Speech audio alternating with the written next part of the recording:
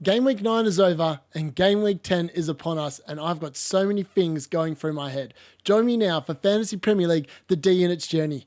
Look, let's recap on the weekend. It was a weird weekend. I mean, Chris Wood, the Woody Woodpecker man, if he is not the differential of the season at this point, I don't know who is. He has been unbelievably liquid gold, and he got 2 goals from not very many expected goal involvements on Friday night football.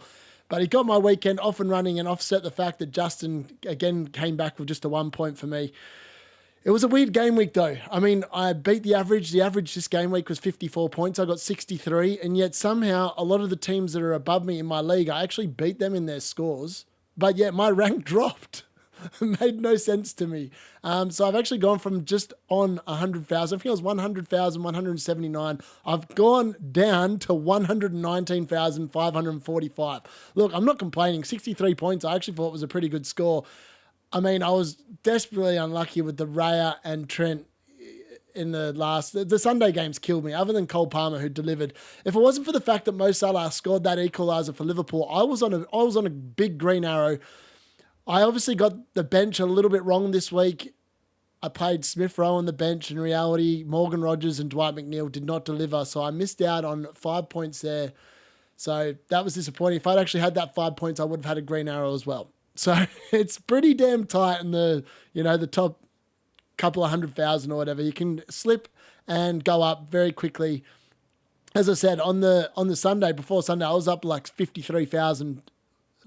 Top 53,000, and I finished 119,000 at the end of the game week. So Sunday games again, it's a weird one because I've got a few players playing in Sunday games, and like next game week it's a Monday night football, and I've got players playing in that team projecting ahead to that particular game week. Now, look, let's get into it without further ado. Hopefully you had a good week. Hopefully you've got a green arrow, or at the very worst, like me, only a slightly red arrow. And let's get into how my team went.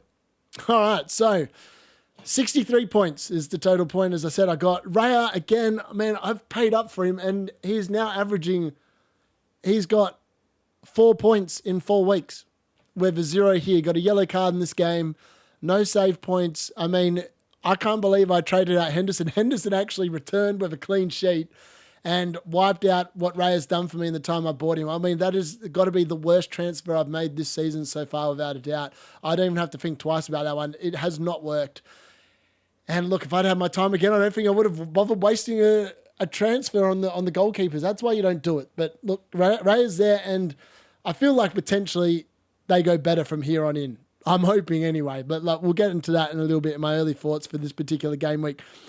Nori was the right transfer. I got rid of Harvard Bellis, and Nori, he got a yellow card, so he's on 4 yellow cards to the season. Now, I do realise that previously I'd said he was already on 4 yellow cards, and I was expecting him to miss this week. I'd miscounted. I actually counted up the assists rather than the yellow cards. He had 3 yellow cards. He's now got 4, so here's 1 away. So hopefully he does not get it against Crystal Palace at home this weekend, because then he will miss the Southampton fixture, which is the main reason why I pulled the trigger and bought him in last week.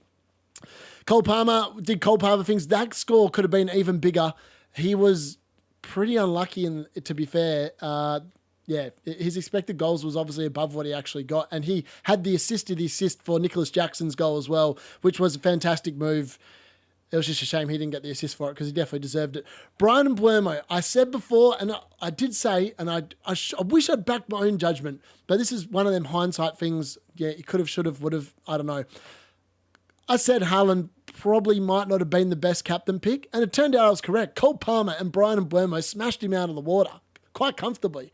I mean, if I'd gone Brian Mbeumo captain here instead of Haaland, I was looking at a big green arrow again. I would have had, an extra 9 points in the bank. So, look, it just goes to show, and I think this is leading into my transfer plans for this game week and where I'm going to go from here. So, Morgan Rogers disappointed with his 1 point. Dwight McNeil, he also disappointed with his 2 points. Ollie Watkins disappointed as well. I mean, the ball went out by like this much over the line, and somehow, it was just unfortunate. He didn't deliver, which is disappointing. And, it could have been an assist. I really needed something from him. Erling Haaland is my captain. At least he got a goal this week, so that was a positive. Chris Wood, though, star performer again. He's up to 6.4 million now. The dude is a scoring machine. His record is unbelievable under Nuno. And I don't even know how he's doing it. Like, his goals came from nothing. It was just mad. Absolutely mad. Again, the things I noticed this week, clean sheets are just such a commodity. Like, how hard is it for teams to keep clean sheets this season? And it's just not happening. Only Crystal Palace, and I think there was one other clean sheet for the game week as well. I think it was on the Saturday, one of the Saturday night games. I actually can't think of it off the top of my head now. And I was watching, I was like, going, how hard is it for people to keep clean sheets this season? It's just not happening. It's just not happening. And like when the premium, like Trent here is a classic example. The last 3 weeks, I'll just quickly pull up his information. He's gone, well, he got the 8 with the Crystal Palace clean sheet. But when he's not keeping a clean sheet, he's getting me 1 or 2 points because they're conceding goals. Or he's getting a yellow card as well. Like, is he worth 7.1 million? I'm not sure anymore. Like, maybe he needs to go. I'm not sure.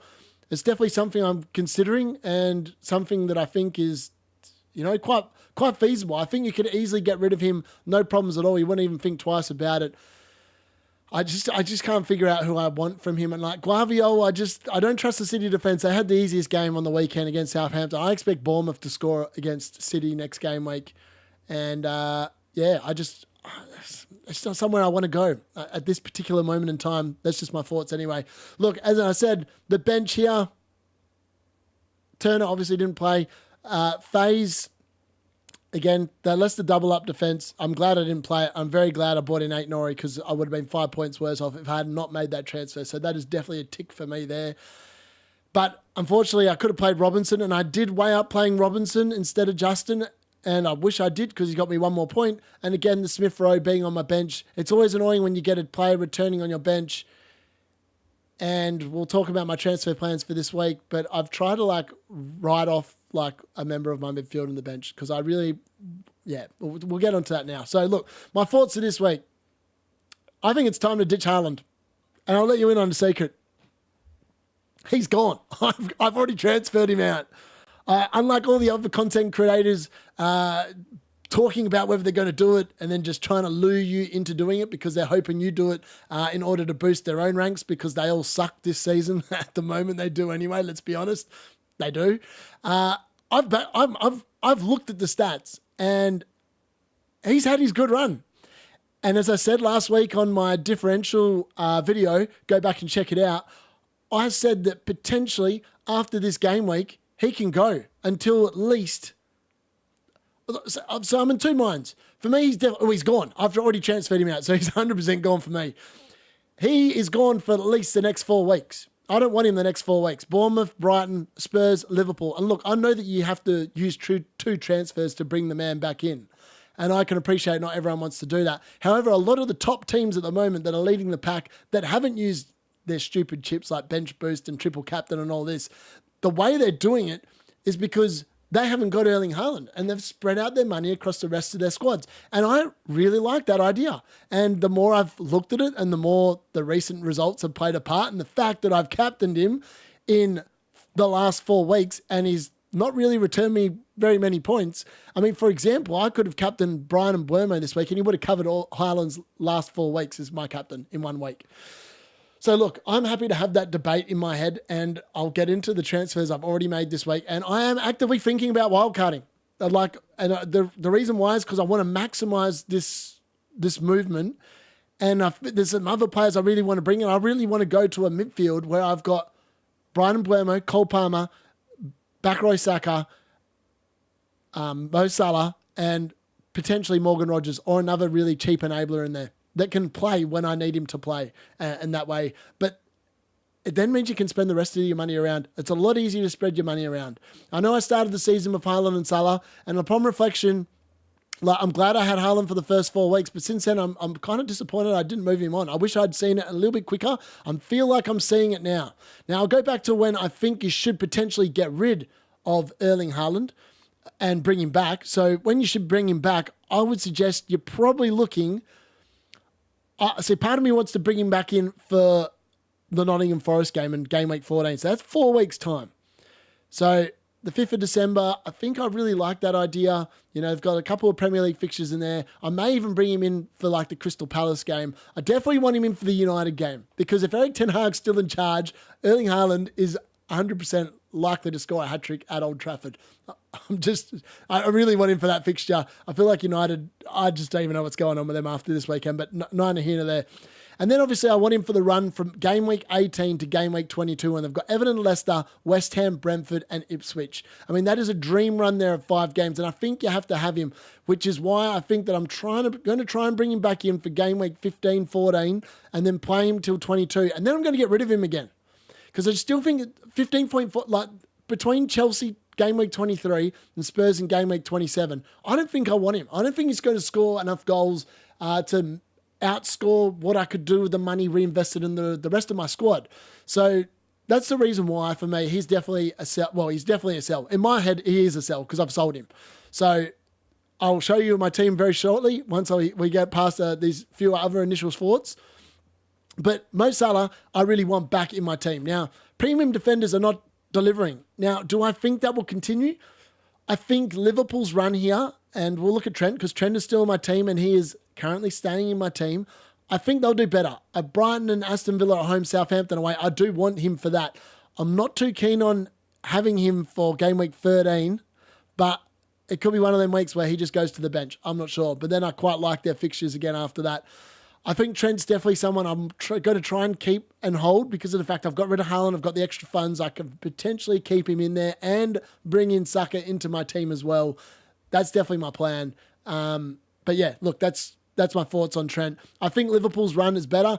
If I have the Arsenal defence, as I said, I've got Raya here and I'm like, they've got Newcastle away, Chelsea away. You know, I'm sitting there and I just don't know if Arsenal are going to keep a clean sheet. I definitely don't think they'll keep one away at Chelsea. I think Cole Palmer will score. Like Cole Palmer looks like he's a must-have, 100%. I know that I'm leading with Mo Salah in and Erling Haaland out. Game week 12 for Chelsea is fast approaching. We are 2 weeks away from that, and their run from there on in is unbelievably good. You have to have him. But look, I think I'm going to have to hold Raya because originally if I play my wild card this week, I still want him in on game week 12 because I feel like they are going to start keeping some clean sheets from there. And I mean, if it doesn't work out, he's an easy swap for like an Alisson Becker when he comes back, and he's probably going to cost me about the same. I do want a premium goalkeeper because I'm just going to keep a 4 million goalkeeper. And if I do wildcard this week, I'm still not decided on it. Fabianski would coming in, who, might I add, started for West Ham against Manchester United and played pretty damn well. I don't think Areola is going to be getting back in anytime soon in regards to, you know, what's going to happen there. So I think that's definitely something you can look at as well. Now, the budget forwards, they are all popping off. Like Chris Wood here led the way, 13 points. No budget forward scored more points than him. In fact, no forward scored more points than him this game week. Unbelievably good. But let's have a look at the other forwards. So now the moment of truth. You are going to see what I have done here. So we're going to go to transfers, and you'll see that I have made 2 transfers. So Smith Rowe's gone because I don't want the dilemma of having to play him over Dwight McNeil this week and Morgan Rogers is an easy bench. Mo Salah comes in and I have gone with Matheus Cunha. Now, I had him on my differential video last week. I really like the Wolves run from here on in. I mean, you can't pass it up. I mean, he has scored in 4 games already this season against harder teams. The run he's got now is just insane. The Wolves players are like hot property. You've just got to have one of them in your team. Either you go to Strand Larson. I did weigh up getting Strand Larson's hard an extra $1 million. However, I think Cunha's potentially on penalties. Who knows? Because Wolves don't seem to get penalties. They just seem to concede them. So it's just a matter of waiting at this particular point. But for me, Wolves are definitely a fixture I want. Ait-Nouri is already in for me as well. You just got to get him. You've got to have at least one of them in your team. I mean, it's annoying that Chan or whatever his name is in the midfield isn't playing or is injured because I feel like he'd be a fantastic option for this run of fixtures as well. However, he's not at this particular moment in time. Now, in the forward options, as I said, let's have a look at the budget. So on the weekend, who delivered? Danny Welbeck delivered again. All right, so he got another 7 points. So he's gone 8, 9, and 7 in his last 3 weeks. However, the caveat is they've got Liverpool away this game week and they've got Man City at home the week after. and they've got Bournemouth away after that. I don't like the next 3 fixtures for Brighton, but from game week 13, holy hell. Danny Welbeck in for Southampton. Whoever's playing, it looks like playing there. I am 100% bringing them in as a budget forward for that particular week. 100%. Now, Nicholas Jackson continues to deliver. He scored again on the weekend. He scored twice in his last 2 weeks. He scored against Liverpool, scored against Newcastle. I don't like the next. I like him against Man United. I think Chelsea will score goals at Old Trafford. I'm not concerned about that. I am concerned about the Arsenal game at home, but they haven't been travelling overly well. And Nicholas Jackson definitely looks like one of those players that is popping off. He's up to 17.3% ownership. And the fact now I've got a bit more money lying around in my squad, he's potentially someone that I am looking to bring in, particularly if I wildcard this week. Now, Kai Havertz was disappointing. Raul Jimenez obviously didn't do anything for Fulham, but his run of fixtures for the next few weeks is really good. So the next 3 weeks are really good for him. I don't know how many goals he's going to get or returns, but he's definitely someone to look at. I've talked about Cunha, who's in my team. Wissa returned to the starting lineup and got himself 10 points. Unfortunately, he's had the Ipswich fixture now. So that doesn't make him quite as appealing. And they've got Fulham away this week. Then it's Bournemouth at home, Everton away, Leicester at home. There are goals there. I do expect him to return in probably 3 out of those 4 games. I'm not sure what he'll get, but he definitely is someone that, I like the look of. I said he was a good option, and he turned out that he definitely was. Now, if we look at some of the other options this week, Liam Delap actually started on the bench, which is disappointing for his owners. However, he came on and scored, and he hit the post, and if that had gone in, he would have got 10 points and probably a couple of bonus. He was probably on track for 11 or 12 points if that second goal had gone in and the game had finished 4-4. He was desperately unlucky with that, but his XG was only 0.16. So, he made the most of his opportunities considering he only played 70 minutes. Strand Larson was disappointing. He only got 1 point this week. Jamie the Vardy Party continued his scoring run as well. He scored again against Nottingham Forest at home. He has the Ipswich fixture next. Now, the Ipswich fixture is away, so there's a caveat there. I don't know if he's going to completely haul you massive points there, but that is something I would definitely keep in mind of. Jamie Vardy is looking good there. I mean, the only one that's been disappointing is Calvert-Lewin. Calvert-Lewin it's very unfortunate if you went with him, and I did recommend him 5 weeks ago, but for some weird reason, he just doesn't seem to be scoring goals. And I'm not sure why he's not scoring goals. He's just not scoring goals. But he keeps on getting the chance. He's just not doing well. Mateta returned to the lineup here and got a goal, but at 7.3 mil, I just don't think you can go there. And then Solanke was disappointing, but Isaac also scored in this game. So he scored, and I think potentially he could be an option. Not particularly this week with Arsenal at home, but after that, Newcastle have got a kind of run of fixtures, and I don't mind him. You could potentially bring him in as a more premium forward option up until game week 25. Now I think you flog him off because they've got City and Liverpool in like 2 of the 3 weeks. I think you can swap him out for someone else. But that's just my thoughts there in terms of the forward options. There's just so many good ones. The big disappointment of the weekend was definitely Tottenham Hotspur. All their forward assets did nothing. Son was obviously out. Now, I just want to talk about the press conferences. The press conferences and the managers. I don't like Mikel Arteta. He is too hard to read. He said Saka was a positive the week before. He didn't play, didn't get even in the squad. This week he talked negatively about him. He starts and finishes the game and gets your points. That's not what you want. You want someone like Big Ange. So Big Ange from Tottenham told us that, Son wasn't fit and wouldn't be playing. Like that, well, to words to that effect. You could read between the lines. He didn't say explicitly that Son wasn't going to be playing, except that he probably wasn't fit enough for the game. That's what we want to hear. We don't want to hear this bullshit that the managers make up, basically saying, it is what it is, and just spilling a whole pile of crap. Just hit us straight up. That's what I'd like to see. Then we're not having to worry about leaks of team lineups and all this. Make it a little bit easier for us managers sitting at home. That's what I say to that. Now, the fixtures from the previous week, let's just recap them super quickly. So Leicester, Nottingham Forest, as I said, Chris Wood got 2 goals there, and he obviously got the 3 bonus points. Vardy got 2 bonus points, and Yates got 1. Yates is a real budget option, scored the first goal there for Forest.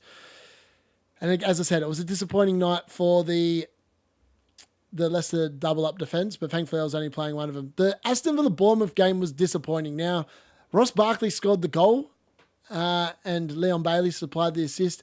the big options that people won't hear all did nothing. The good news is if you had Luca Dean, he went off before they conceded, so he actually got the clean sheet points. So well done if you owned him.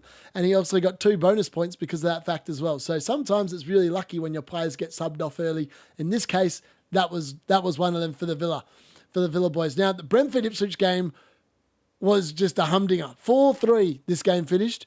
A double to Brian and Buemo. One of them was from the penalty spot. Wissa obviously scored as well.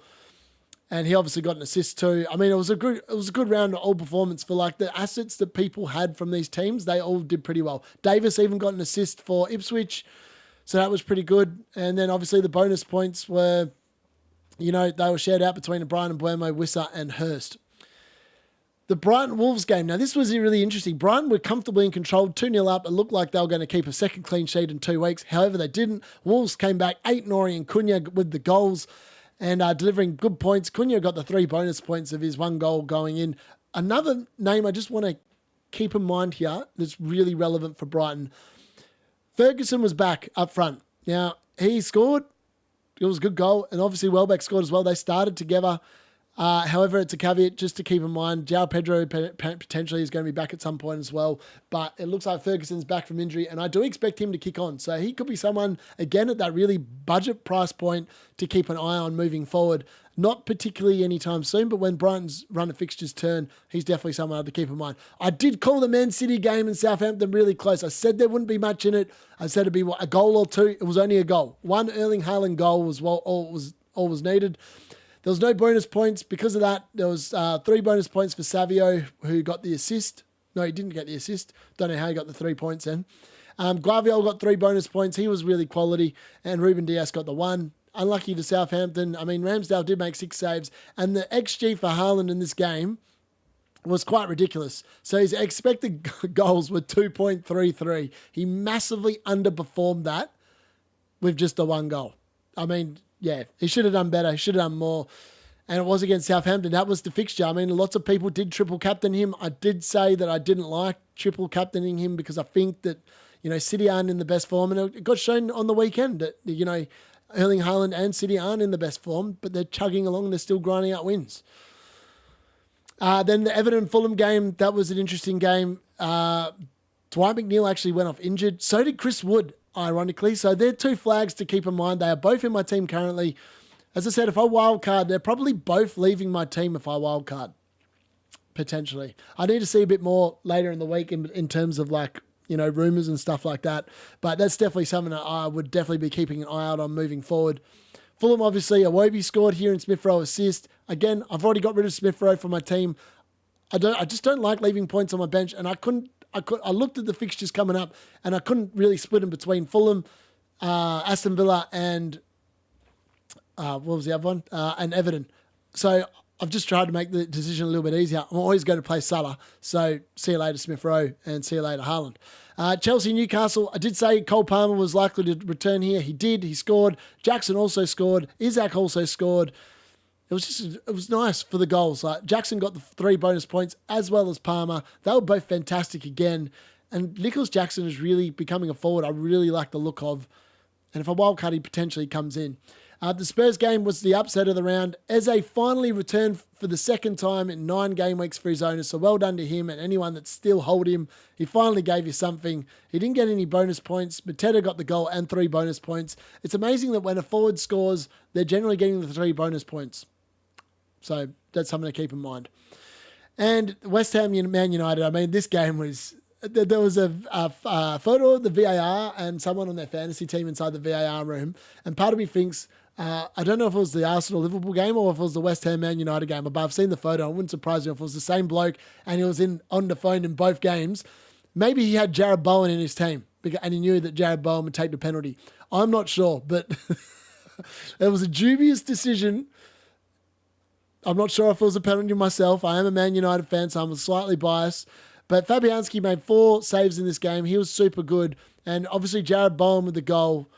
He was quality. Casemiro got a goal and 3 bonus points for United. So it wasn't really good. It wasn't a really good day for Manchester United and their defensive assets, who I had been talking up.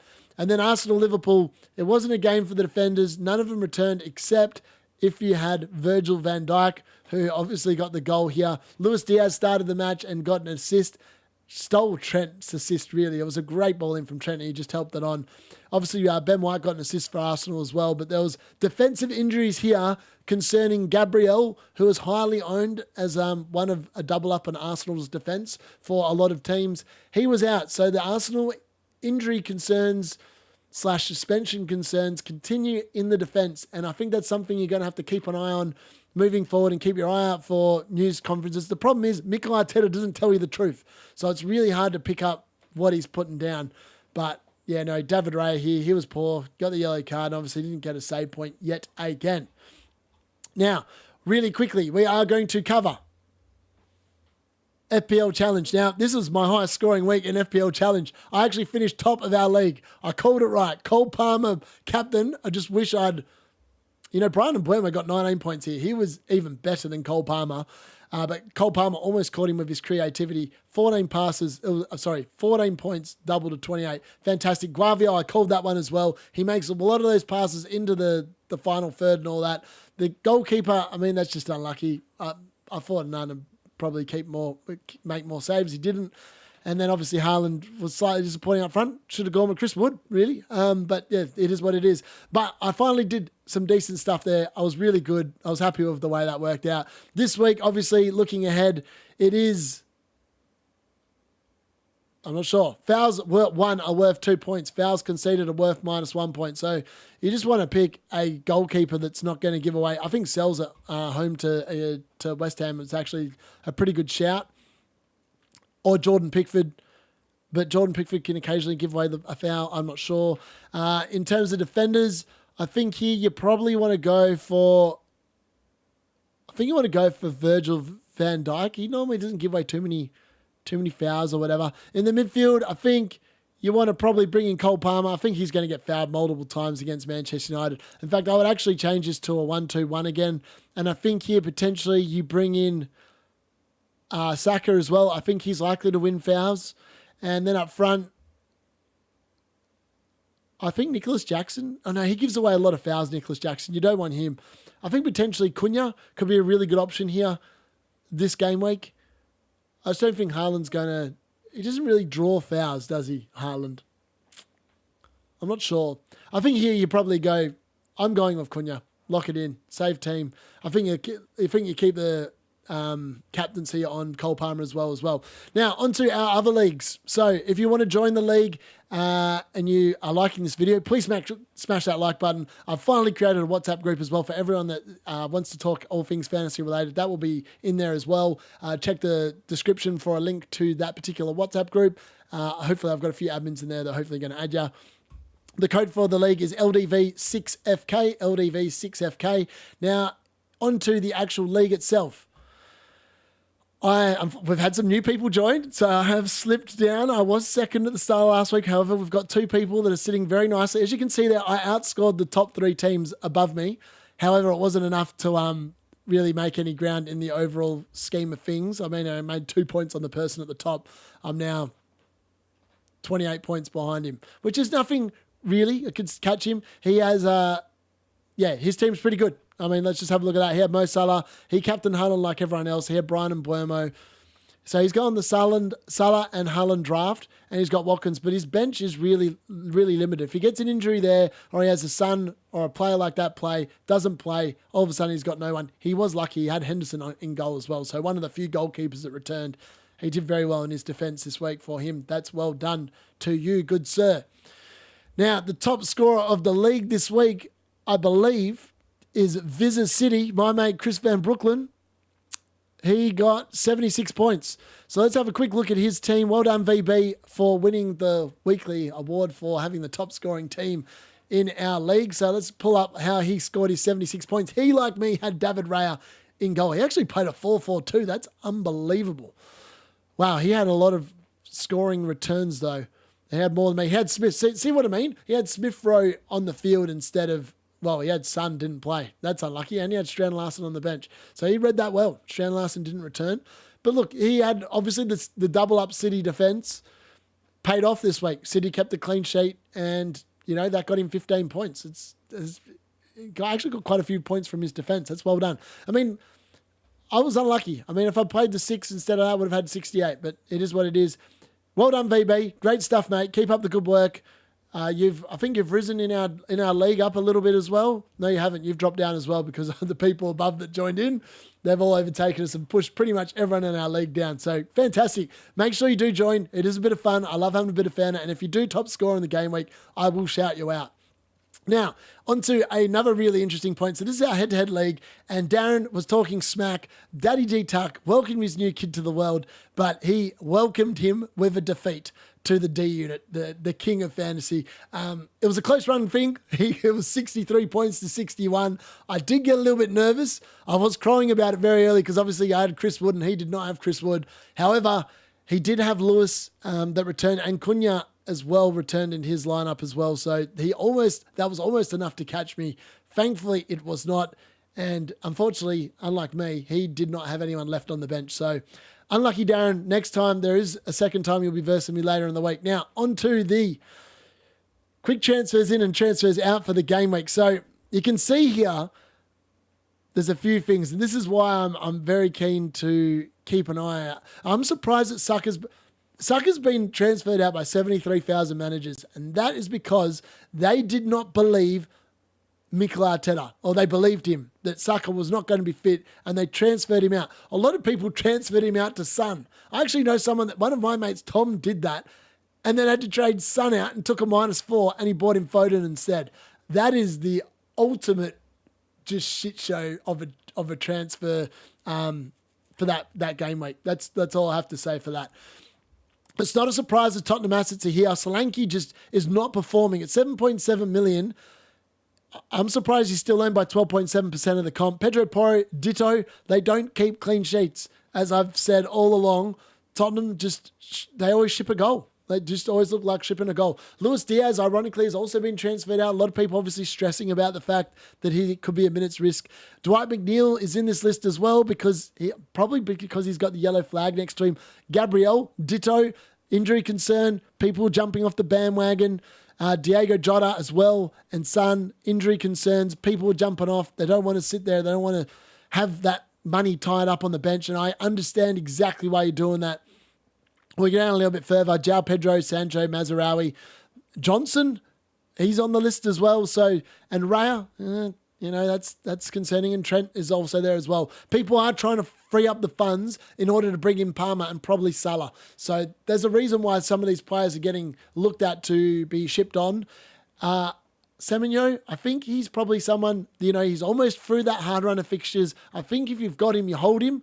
However, he has got 4 yellow cards now, so ideally, you probably want him to pick up the 5th yellow card in the hard game this week, and that way he misses a week, he's over and done with, then you can potentially bring in someone else.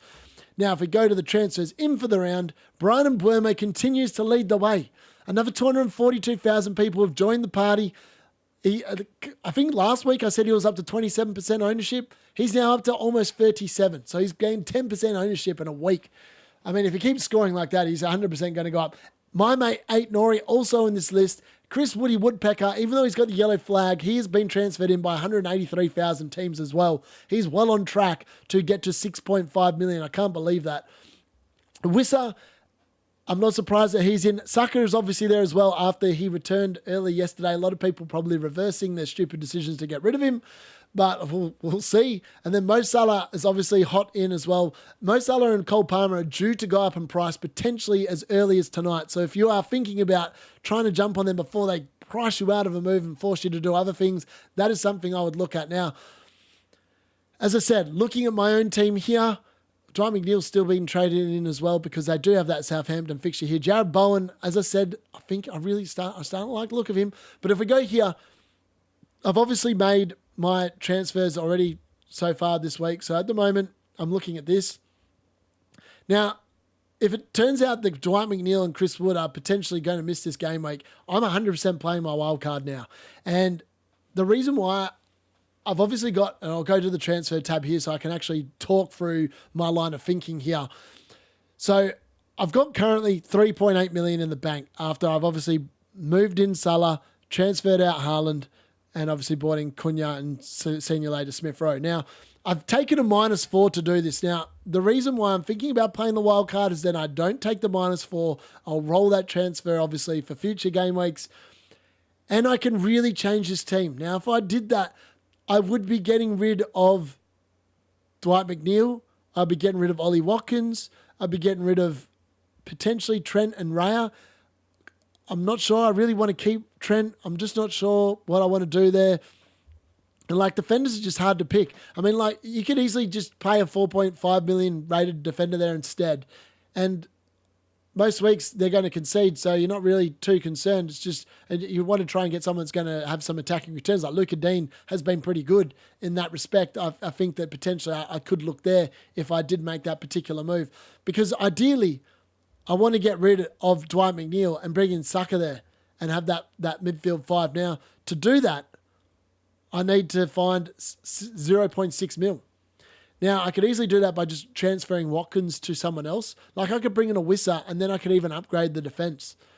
So there's lots of different options there, which is why I'm strongly considering it, bringing it forward 2 weeks, because I feel like the transfers I do now, the reason why I wanted to do it in Game Week 12 was to target the Brighton fixtures, but everyone else, and the Brighton and Arsenal fixtures, sorry. But if I bring in Saka now on wildcard, and I already have Raya, and I keep Raya, I probably don't want any more Arsenal players. I may get a second defender, I'm not sure, or I might bring in Havertz up front for Watkins. But you see where I'm going with this? I feel like potentially that could be what I do. So, look, those are my early thoughts. Let me know what you think. What are your early transfer plans? But you can see there, I've already made mine. I have been doing my transfers super early this season. In fact, 8 Nori was probably the latest one I did last week. I have been rolling my luck with injuries and stuff like that. And there is the Carabao Cup this game week in the middle of the week. So you got to keep your eye on that. But hopefully all the big players will be getting rested by their teams for that when they're playing the lower level teams. So we'll just have to wait and see. That's what I'm thinking. Let me know what you're thinking and whether, I'm calling it right. But I've got rid of him. Haaland is gone. Salah is back in. That's it. Let me know. That's the D in it out. I will join you tomorrow for my differential video before I build a wildcard draft. Maybe it'll be a real wildcard draft for my own team on Wednesday. Make sure you join in for that. That's the D in it out.